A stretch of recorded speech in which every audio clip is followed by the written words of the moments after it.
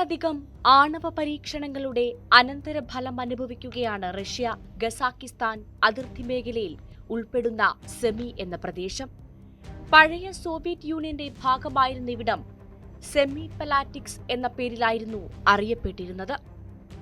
1949 1989 ഇടയിൽ നടന്ന ആണവ പരീക്ഷണങ്ങളുടെ ഫലങ്ങൾ ഇന്നും ഈ പ്രദേശത്തെയും ഇവിടുത്തെ ജനങ്ങളെയും വേട്ടയാടുകയാണ്.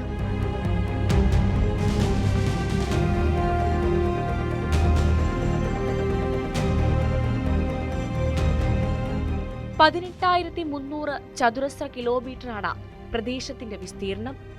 ആണവ പരീക്ഷണങ്ങളുടെ ഭാഗമായി നിർമ്മിക്കപ്പെട്ട ബങ്കറുകളും മറ്റ് സ്ഫോടന നിർമ്മിതികളാലും നിറഞ്ഞിരിക്കുന്ന സെമിയിലെ ജനങ്ങൾ തലമുറകളായി ക്യാൻസർ ഉൾപ്പെടെയുള്ള രോഗങ്ങൾ ബാധിച്ച് മരണപ്പെടുന്നുണ്ട്.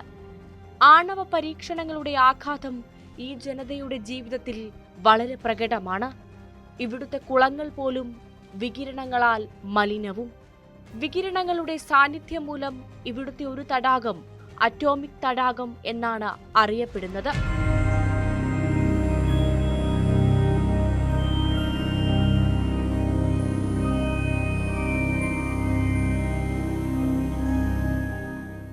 സെമിയിൽ ജീവിക്കുന്നവരെ കൂടാതെ സെമിയുടെ പരിസര പ്രദേശങ്ങളിൽ ജീവിക്കുന്നവരും ആരോഗ്യ പ്രശ്നങ്ങൾ നേരിടുന്നുണ്ട്. റിപ്പോർട്ടുകൾ അനുസരിച്ച് 456 ന്യൂക്ലിയർ ഹൈഡ്രജൻ ബോംബുകൾ ഇവിടെ പരീക്ഷിച്ചിട്ടുണ്ട്. അതിൽ തന്നെ ഏറ്റവും വിനാശകരമായ പരീക്ഷണം നടന്നത് 1956 ജനുവരി 15